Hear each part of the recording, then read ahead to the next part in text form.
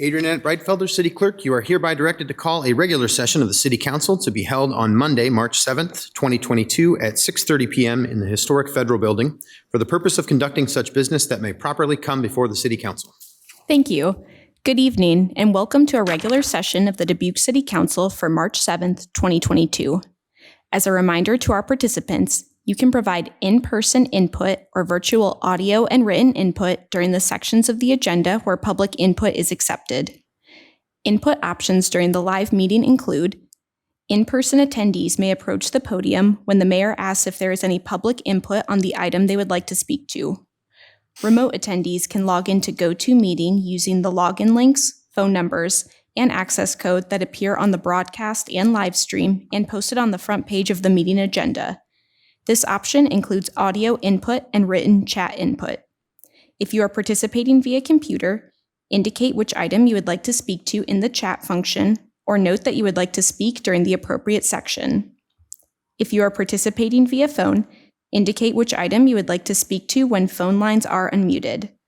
All phone lines will be unmuted during the consent agenda, public hearings, and public input periods, and city staff will determine the speaking order of the participants. All comments, whether in person or virtual, must be accompanied by a name and address. Additionally, written public input is accepted by contacting the City Council directly from the city's webpage at www.cityofdubuque.org/councilcontacts and through the City Clerk's office email at ctyclerk@cityofdubuque.org. This information will be reiterated during the meeting. Attendance for the session is as follows: Mayor Kavanaugh. Here. Council members Farber. Here. Jones. Here. Resnick. Here. Roussel. Here. Sprank. Here. City Manager Van Milligan. Here. City Attorney Brumwell. Here. Thank you. And I would just like to announce an update to the agenda. Action item number 2, the Greater Dubuque Development Corporation quarterly update, is removed from the meeting and will be rescheduled to a future meeting date. And Mayor Kavanaugh, I will turn it over to you for the Pledge of Allegiance. Okay, thank you, Adrienne. I invite everyone who is able to please rise and join us for the Pledge of Allegiance. I pledge allegiance to the flag of the United States of America and to the republic for which it stands, one nation, under God, indivisible, with liberty and justice for all.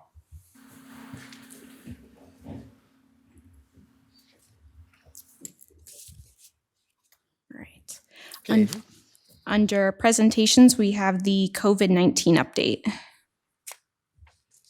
All right, and I think we have Mary Rose on the line tonight. Yes, good evening, Mayor and City Council. This is Mary Rose Corrigan with your March 2022 update for COVID-19. And I'm just getting my screen share going here. So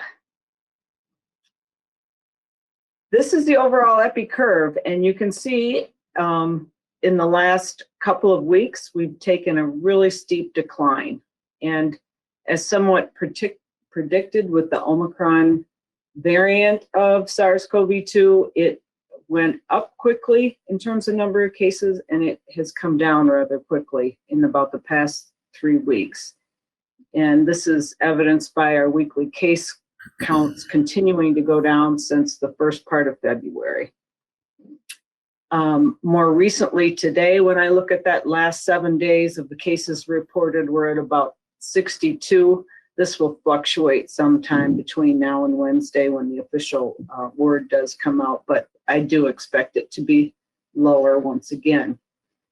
Along with that, our hospital numbers are declining, and the number of 3 hospitalizations reported last Wednesday on March 2nd is based on the hospitals reporting directly to us and to the local media, since Iowa Department of Public Health is no longer collecting or reporting hospital data. The CDC, however, does make these graphs and 7-day moving averages available on their website. And you can see that they have significantly declined also in terms of hospitalizations. This brings us to the way CDC is looking at community spread. And and how we manage COVID-19 and how we can inform the public. So our transmission rate has been based on cases per 100,000 in the last 7 days, and also the test positivity rate. But that information didn't really take into account the severity of the disease. So CDC has come up with a new metric, and they call it community levels. And it's based on hospitalization admissions, the capacity of the hospital in terms of how much room they have to staff beds, and also some other metrics, including ICU intensive care rates and things like that. Neither of the previous community transmission indicators really reflected the medically significant disease or health care strain. And so these new these new community indicators were developed as a way to keep up with what's happening with the virus and what the public really needs to do in order to stay safe and continue on this hopefully downward curve. So right now, our community level is considered low. CDC has 3 levels: low, medium, and high. And this just took a turn, published today. It was updated last week. We were previously at medium and high. So we're at a low community level for COVID. And this, again, takes into account admissions per 100,000 population to the hospitals, inpatient beds available, and a few other factors. So what exactly does low mean? Well, on an individual basis, this slide kind of outlines what it means, and that's to continue to encourage for our residents to stay up to date with their vaccines and boosters, a strong focus on appropriate ventilation throughout indoor spaces, continuing to follow isolation and quarantine recommendations, as we have been all along, and a special focus on immunocompromised or those at high risk for severe disease, and that testing is available and healthcare provider capacity is available, and the same with the antivirals and other treatments available to everybody, but especially immunocompromised. On a community level, it means we should continue to distribute and administer vaccines, to ongoing improve our vaccination rates, and make sure our public spaces have adequate ventilation, ensure access to testing. And right now, our community has adequate testing supplies, and the demand for testing has declined. So healthcare providers and test providers have adequate capacity, and continue to assure access and equity for vaccination, testing, and treatment, along with continuing our community outreach. So I feel confident that we continue to do all these recommendations. In terms of vaccination, we're inching our way up. We have almost 64% of the total population vaccinated, and this demonstrates the other breakdowns on an age basis. Of those fully vaccinated, 62% have received booster vaccinations or are considered up to date with their vaccines. And if we look at those over the age of 5, we're at about 70% of the population over 5 that have completed their vaccinations, and our rates of those that are 65 and older continue to be very strong, with 97.5 of that age group. We continue to meet with providers with vaccine and have their information available on our websites and through our Sleeves Up phone line. The calls are pretty minimal right now to those phone lines, and most places are offering walk-in clinics. The providers, the large-scale clinics, are assimilating those vaccines more into their everyday visits and practices, and the VNA continues walk-in clinics twice a week on a regular basis. So no appointment needed there. Those are the major highlights and changes for this week. And I just came across a timely quote from the World Health Organization, which was back in 1946, said that the health of all peoples is fundamental to the attainment of peace. And I think that's pretty pertinent right now. So I'd be happy to answer any questions you have at this time. Thank you, Mary Rose, for the update, and thank you very much for sharing that very timely quote. Do we have any questions for Mary Rose tonight? Mary Rose, we have a bunch of head shaking no, so I think we are happy with what we've heard. I'm glad to see some much better news. We're moving in the right direction still, so fingers crossed up here. Thank you very much. You're welcome. Thank you. All right, Adrian. We'll move on to proclamations. Our first proclamation is Kidney Disease Awareness Month. All right, and I know we have Dawn and Jimmy Bates here with us, so if you'd like to come on up and say a few words.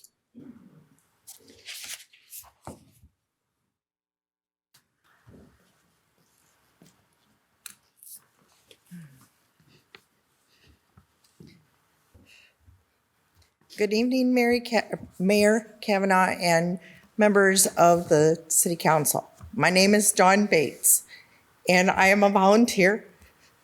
Excuse me, I'm very nervous. It's okay. For the National Kidney Foundation. Joining me here tonight is my husband, Jimmy. He's been living with kidney disease, kidney failure since 2008. He was diagnosed with high blood pressure in his early 20s. The medication that they gave him made him feel bad, and so he stopped taking it. And nobody told him that kidney failure or that high blood pressure would cause his kidneys to fail. He retained fluid, but it didn't hurt. So, like a usual man, what did he do? He unloosened his boots and he kept going. That's what he does. It wasn't until years later when he went to go see the eye doctor that he went to see his eye doctor because he was having vision problems. And that is when he discovered that he was at end stage kidney failure. He was told then that he needed dialysis right away. And he asked, what if I don't want to do this? And his doctor told him, you have within a few days to a few weeks to live. Well, he decided that he was going to do dialysis right away. He did dialysis for 1.5 years in center, 3 days a week, feeling drained of his energy, taking many medications, and for a father of 2 in his early 40s, his quality of life diminished drastically. He was approached by the home dialysis nurse in 2009 and asked if he was interested in doing home dialysis. He was very reluctant, but agreed to try a program called Experience the Difference. He felt better the very first day. We started training the following week. It was a big commitment of 5 hours a day, 5 hours a day, 5 days a week for 5 weeks. That commitment paid off as he was able to get off all of his blood pressure meds. And keep in mind, that's what killed his kidneys. He had less dietary and fluid restrictions. He regained some of his energy and was able to have a better quality of life. He did receive a kidney transplant in 2012 when his cousin passed away. And I always thought he would get a transplant and we would have a normal life.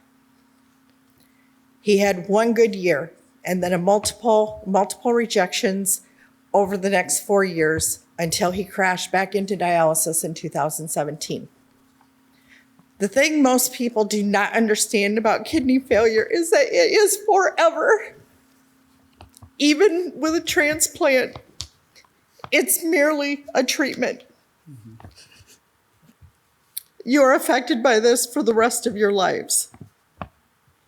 Jimmy continues to do home hemodialysis 7 days a week because he feels better. We advocate for fellow kidney patients and their care partners. because dialysis affects the entire family. Most people are not aware that diabetes is the #1 cause of kidney failure, and high blood pressure is the second #1 cause of kidney failure. We are here tonight to share our story and help raise awareness in our community. The National Kidney Foundation is able to raise awareness through proclamations and events during National Kidney Month and on World Kidney Day, which is March 10th, 2022. We have multiple landmarks and buildings in Iowa changing their external lighting to orange on World Kidney Day. We also encourage everyone to wear orange on World Kidney Day and talk to your friends, your family members, and your coworkers about the risks of kidney disease. The NKF also raises awareness throughout the year with our education program, Your Kidneys and You, our kidney walks taking place on May 1st, our golf classic on September 19th, and public relations campaigns. You can go to minuteforyourkidneys.org and take a short quiz to see if you're at risk for kidney disease. If you are, please discuss your risk factors with your general practitioner. It has to start there. Test to determine if your kidney's health. It's a simple blood test or urine test. Thank you, Mayor Kavanaugh and council members, for allowing us to have this opportunity tonight. We are greatly appreciate it. Well, thank you. And we appreciate you being here and sharing your story with us and providing this awareness to the rest of the community. So thank you. So City of Dubuque proclamation. Whereas 1 in 3 Dubuque residents are at risk for kidney disease and 1 in 7 residents have kidney disease, with only 10% being aware of it. And whereas it is critical that attention be brought to this often overlooked but increasingly common disease. Major risk factors are diabetes, high blood pressure, a family history of kidney failure, and over the age of 60. And whereas early detection and treatment of kidney disease could result in fewer Dubuque residents requiring dialysis treatments or transplantation. And whereas the National Kidney Foundation represents Dubuque patients, transplant recipients, people affected by kidney disease, and their family members. And whereas the month of March is National Kidney Month, and March 1st, 2022 was World Kidney Day. Now, therefore, I, Brad M. Kavanaugh, Mayor of the City of Dubuque, Iowa, on behalf of the City Council, staff, and the citizens of Dubuque, do hereby proclaim the month of March 2022 as Kidney Disease Awareness Month in the City of Dubuque, Iowa, and call upon the citizens of Dubuque to take care of their kidneys and get tested if they are at risk.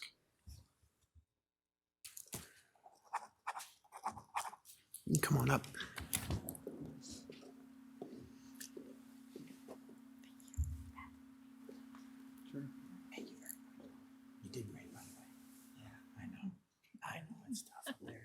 Really is. Good.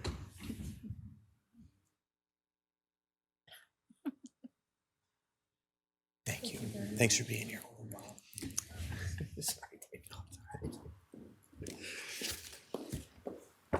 Okay, and I believe our next proclamation is the Irish American Heritage Month proclamation. So I'll invite Mr. Patrick Leonard up to the podium, please.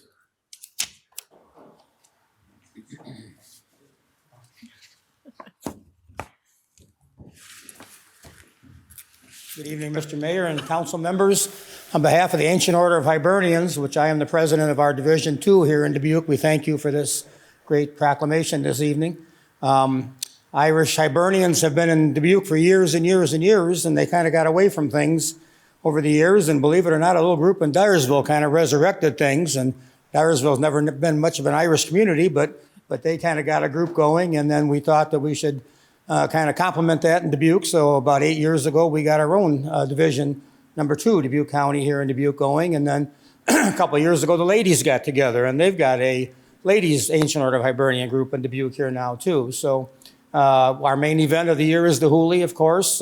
We've been doing that for the last few years. It will be held again on August 27th here in Dubuque at the amphitheater downtown by the Star Brewery. And we also will have some events this Saturday. The Starts off with Mass at Dyersville at the Basilica, and then they have a parade out in Dyersville at 1:30, and then we will come back to Dubuque and have a little event at Happy's Place. We have the McNulty Dancers coming and the Valley High Music Group from Dubuque, and then our illustrious pipe and drum from the fire department will be there also to play for some little entertainment that night. So we thank you once again, and won't take any more of your time.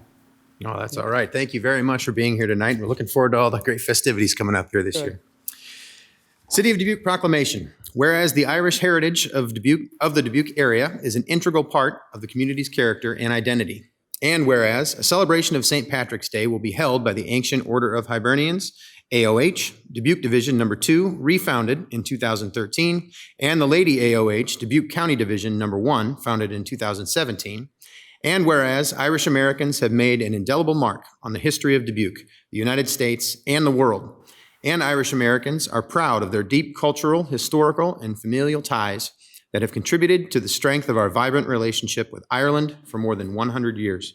Now, therefore, I, Brad M. Kavanaugh, Mayor of the City of Dubuque, Iowa, on behalf of the City Council, staff, and citizens of Dubuque, do hereby proclaim the month of March 2022 as Irish American Heritage Month in the City of Dubuque, Iowa, and call upon the people of the Dubuque area to support this event and recognize the efforts of the Ancient Order of Hibernians, Dubuque County Division Number 2, and the Lady Ancient Order of Hibernians, Dubuque County Division Number 1.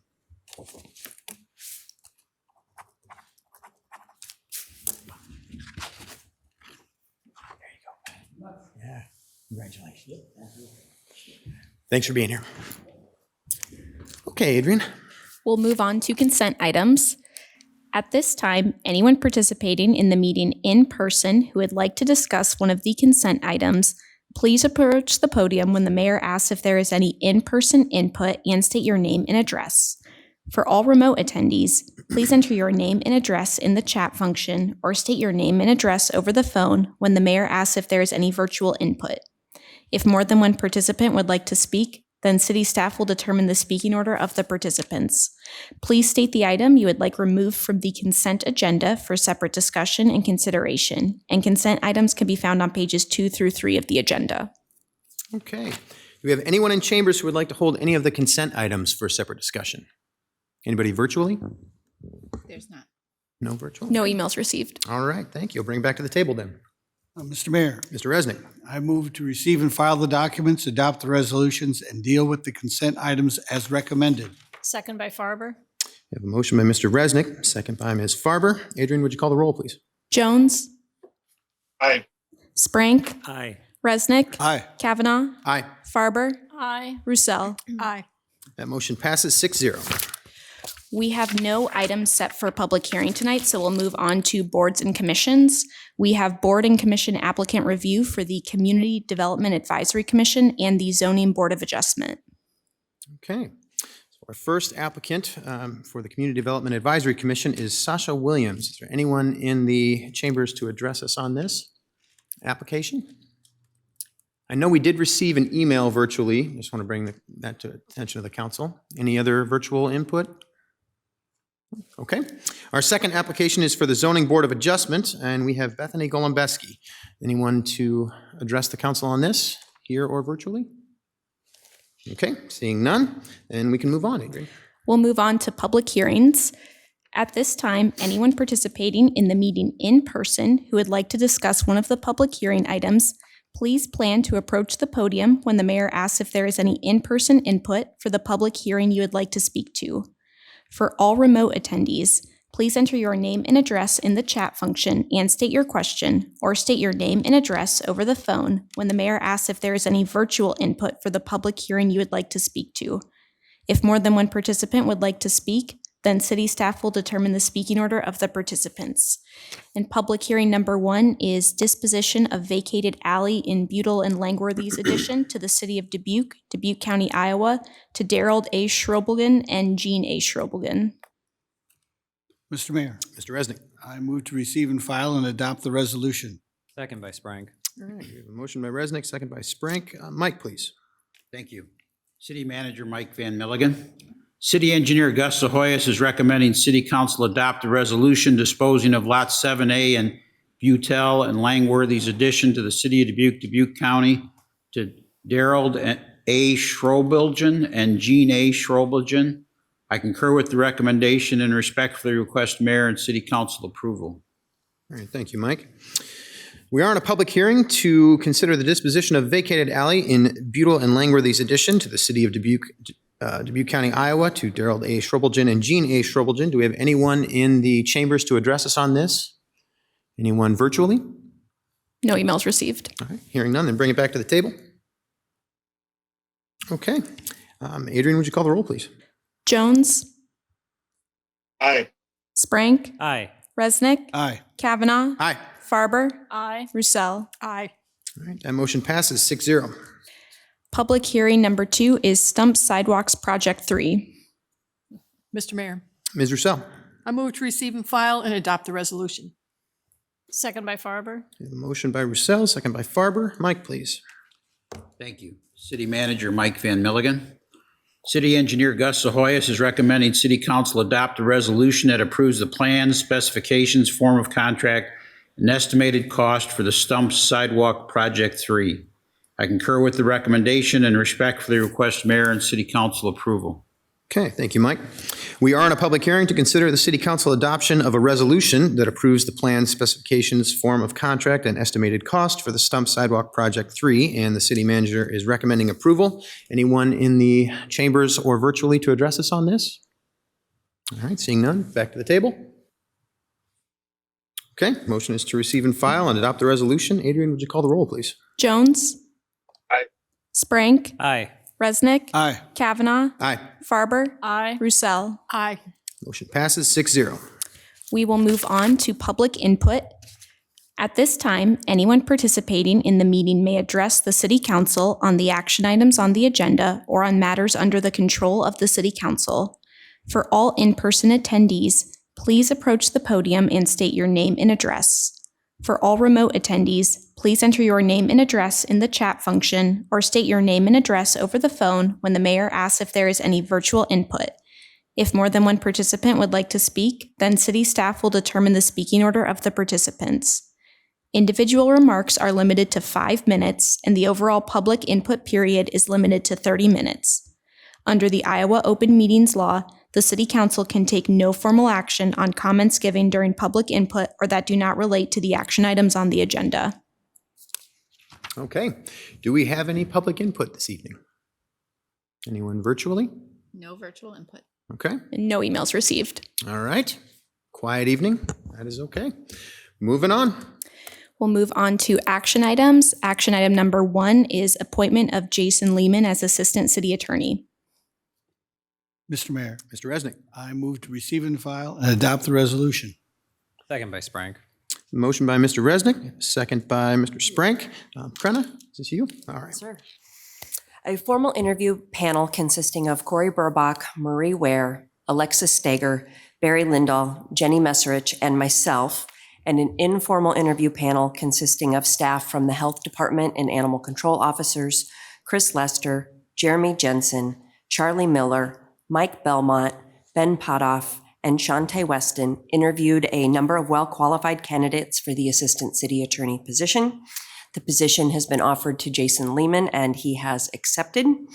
Jason's appointment will commence within the next few months. We're shooting for a date in April as of right now, and my hope is to bring him and introduce him to you at a meeting once he has started with us. And if you have any questions or need further information, let me know. Okay, thank you, Krenna. Do we have any questions or discussion? Mr. Mayor? Yeah, Ms. Farber. So Krenna, what is his background? Just a short version of his background. He is a Drake Law School grad. He's a graduate of the University of Iowa as well, and NICC. He's practiced in Dubuque for approximately, I'm going to say 15 years-ish. And his specific training and focus has been in the area of civil rights and employment law. Perfect. Thank you very much. Thank you, Mr. Mayor. Sure, thank you, Ms. Farber. Okay, seeing no further discussion, then Adrian, we have a motion to receive and file and adopt the resolution. So Adrian, would you call the roll, please? Jones. Aye.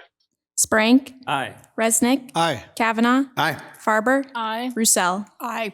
Motion passes 6-0. I want to welcome Mr. Lehman to the staff. As a reminder, action item number 2 was removed from the meeting, so we'll move on to action item number 3, submission of fiscal year ended June 30th, 2021 annual comprehensive financial report. Mr. Mayor, Yes, Ms. Russell. I move to receive and file and listen to the presentation. Second. I have a motion by Roussel, second by Resnick. Mike, please. Thank you. City Manager Mike Van Milligan. Finance and Budget Director Jennifer Larson is transmitting the fiscal year 2021 annual comprehensive financial report and auditor's communication with those charged with governance letter. This report was formerly known as the Comprehensive Annual Financial Report.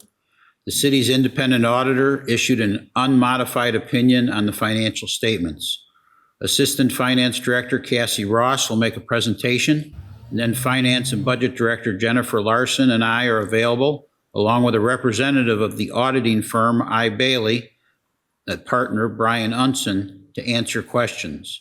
I respectfully recommend you receive and file the fiscal year 2021 annual audit and listen to the presentation by Assistant Finance Director Cassie Ross.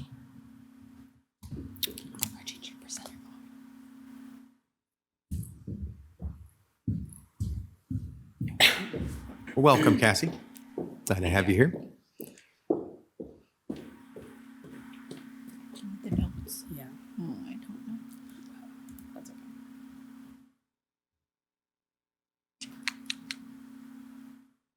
I don't know. Jimmy has the place. Oh, he's right there.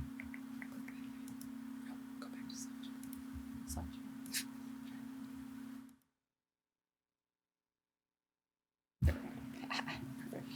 Okay, I am Cassie Ross. I'm the Assistant Director of Finance here at the city.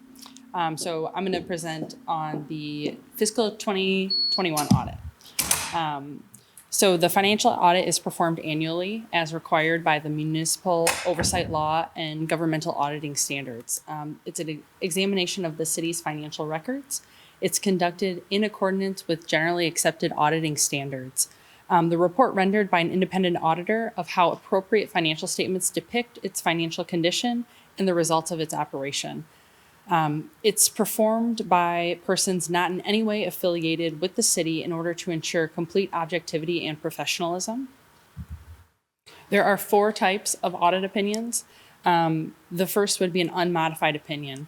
This states that the statements present fairly the financial position and results of operations of the government unit on a basis consistent with prior years. So this would be a clean audit opinion.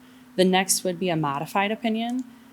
This opinion is like the above, but certain exceptions to generally accepted accounting principles, which would be clearly explained in the opinion. An adverse opinion would be considered a bad opinion. This states that the financial statements do not fairly present the financial position and results of operations in the governmental unit. The opinion would include the reasons for that adverse opinion. And then the last would be a disclaimer of opinion. The auditor cannot render an opinion usually because of the financial records are incomplete or the scope of the audit is too restrictive. A compliance audit is also performed. So auditors perform compliance audits in which the auditor reviews operations in terms of compliance with various laws and regulations regarding grant and financial operations. Compliance audits have always been a vital part of governmental audits. The benefits of an audit. So the audit provides a professional opinion on the financial condition of the government. Audited financial statements provide reliable financial information to evaluate the financial health and stability of the governmental unit. And recommendations may be made by the auditors to strengthen and improve the management and efficiency of the governmental unit. They also ensure that the local government is in compliance with all applicable legal provisions. So for the fiscal year 2021 audit, we received an unmodified opinion, which is a clean audit opinion. This is the highest level of assurance the auditors can provide over our financial statements. It means that the financial statements are materially accurate, there were no disagreements with the auditors, and all proposed audit adjustments were made. The government So to get into the financial statements a little bit, so the government-wide financial statements include the statement of net position and then the statement of activities. So these two statements present a longer-term focus of the city's financial health. The statements are intended to present the annual costs of providing governmental services. A positive net position shown at the bottom of the statement of net position indicates that the cost of providing services has been funded through the date of the financials. The statement of net position looks at the city's assets and liabilities, and the difference between the two are considered net assets. It is essentially the balance sheet for government financial statements. This is what the city would have left over after all obligations and liabilities are met, and a quick reference to what money the city has. Liabilities are presented in order of liquidity, and assets are presented in order of liquidity, and liabilities are presented in order of maturity. Deferred inflows and outflows represent transactions which are made in the current period but will affect future cash flows in future periods. And then the statement of activities lists revenues and expenditures of the city. This would be the equivalent of an income statement in the business world. So in fiscal year 2021, governmental activities increased the city's net position by $13.7 million. Operating and capital grants and contributions increased by $10 million from fiscal year 20. Overall revenues increased by $12.5 million, while expenditures decreased by $2.2 million. Business type activities increased the city's net position by $25.2 million. Total expenses increased by $800,000 from fiscal year 20, and operating grants and contributions saw an increase of $6.9 million. The general fund is the city's primary operating fund. It accounts for all financial resources of the general government, except those required to be accounted for in another fund. So taxes make up the largest piece of revenue in the general fund, followed by charges for services. The largest component of charges for services is leases, fuel sales, and ambulance fees. Taxes will be broken out in the following slide. So this shows the breakdown of the different taxes within the tax revenue line for the past 3 years. Property taxes is the largest, followed by local option sales tax and franchise fees. Fiscal year 2021 saw an increase of $1.1 million from fiscal year 20. Property taxes increased by $419,000, and local option sales tax increased by $838,000. This slide shows the different components of general fund revenue and their 3-year history. Revenue as a whole has been fairly consistent with small increases or decreases within the different components. Overall, general fund revenue in fiscal year 21 increased by $7.8 million over fiscal year 20. Taxes increased by $1.1 million. Charges for services increased by $2.8 million. Interest and fines increased by $1 million. Gaming revenue increased by about $700,000. And intergovernmental revenues increased by $1.6 million. The next slide shows a breakdown of general fund expenditures. So public safety comes in first at 48%, followed by culture and recreation at 19%, general government at 11%, public works at 9%, community and economic development at 7%, and health and social services at 2%. This shows the breakdown of expenditures over the past 3 years. There's been no large increases or decreases in any one category. Expenditures in total increased by approximately $230,000 from fiscal year 20. This slide shows a comparison of unassigned general fund balance as compared to annual expenditures. It shows our ability to cover costs from year end until tax revenues are received. The city's budget guideline is to maintain at least 10%, and we currently have 46.5% unassigned fund balance as of June 30th, 2021. This would exclude transfers out. Transfers out mostly consists of transfers to transit, Section 8, and debt service. This shows our net investment in capital assets, meaning our investment after any applicable outstanding debt is applied to it and depreciation is accounted for. This shows both governmental activities and business type activities. Both have been steadily increasing each year. This shows the city's total other post-employment benefit liability and our net pension liability, which includes IPERS and municipal police and fire. Additional slide on audit results. So as a reminder, it was an unmodified opinion and the financial statements are materially accurate. All proposed audit adjustments were made and the audit is performed yearly as required by Iowa State Code. So for the compliance audit results, there are 3 levels of audit deficiencies. The highest would be a material weakness, which means that material adjustments were identified. The next would be a significant deficiency.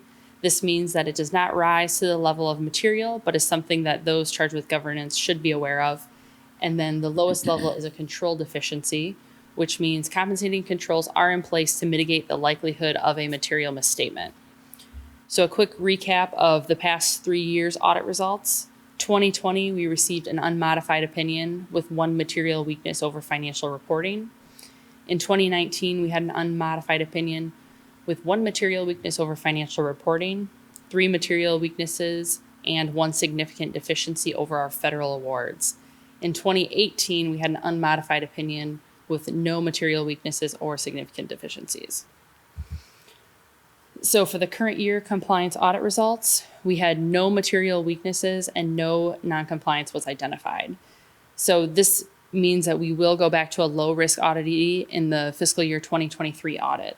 So since we had a material weakness in fiscal year 2020, that means that 2021 and 2022 were identified as a high risk auditee, and then we'll drop back down to low in fiscal year 23.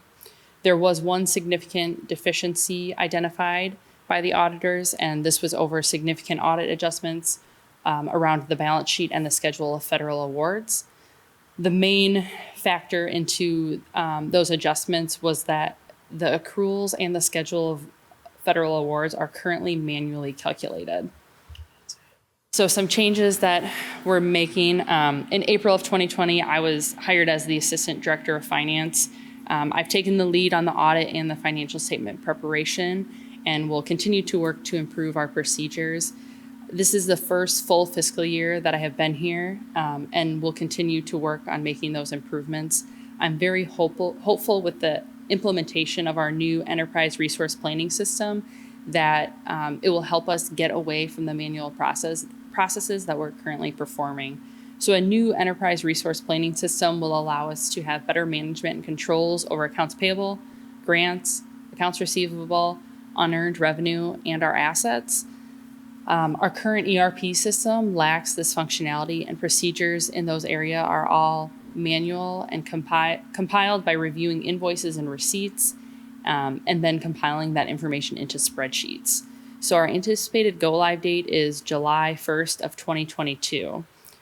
So fiscal year 2022 audit will still be have those manual calculations, since the full fiscal year will be on our old system, and then going to the 2023 audit, it will be on that new ERP system. So compliance results continued. So the auditor's opinion on compliance for major program testing was unmodified for all major federal programs that they tested. And then there was also no related findings for those major programs. So that's all I have, and myself and Brian Unson and Jenny Larson, Director of Finance and Budget, are available for questions if anybody has them. All right. Thank you very much, Cassie. Welcome. I'll bring it to the table for questions or discussion then. Mr. Mayor. Ms. Farber. So congratulations for the very clean audit. I greatly appreciate that. I do a lot of audits myself on a very regular basis, so this one was pretty spiffy. So thank you for your good work. And I think along with Eide Bailly, I look forward to the automation with the new ERP system, which will make the entire network more flexible and more state-of-art for you, make it a little easier on your inputs. So thank you again, and congratulations. It's a really great audit. Thank you, Ms. Farber. Any other discussion? Okay. Well, I will echo that. Congratulations. Thank you very much. That's incredible work for an incredible year.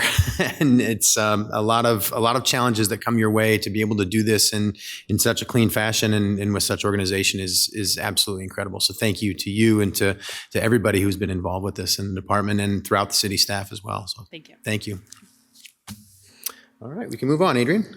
Oh, I'm sorry. We probably need to take a vote. So we have a motion to receive and file and hear the presentation. Adrian, would you call the roll, please? Jones, Aye. Sprank, Aye. Resnick, Aye. Kavanaugh, Aye. Farber, Aye. Roussel. Aye. That motion passes 6-0. Now we can move on. Action item number 4 is Government Finance Officers Association Distinguished Budget Presentation Award.